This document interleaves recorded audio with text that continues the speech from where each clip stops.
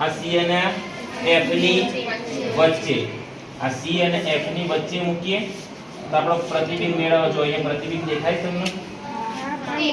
કેવું દેખાય છે? મોટું વિવર્તિત દેખાય છે.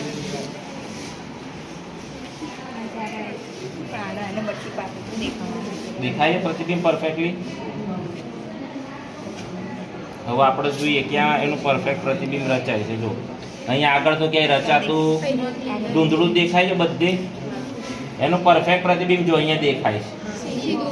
C થી દૂર અને વસ્તુ કરતા કેવું મળ્યું? મોટું. વિવર્તિત છે. C થી દૂર અને વસ્તુ કરતા મોટું. ક્લિયર? કન્સેપ્ટ નંબર 4 પૂરું. હવે આપણે ક્યાં મૂકશું? F ઉપર. F ઉપર મૂકીએ. બરાબર. હવે F ઉપર મૂકીએ તો પ્રતિબિંબ રચાવું તો જોઈએ જ ક્યાંક. જોઈએ રચાઈ છે.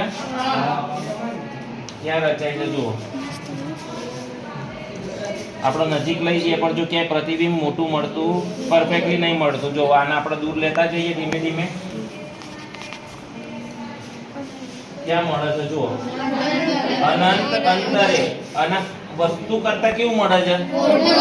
ખૂબ જ મોટું વિવર્તિત મળે છે. મળ્યું પ્રતિબિંબ? ક્લિયર?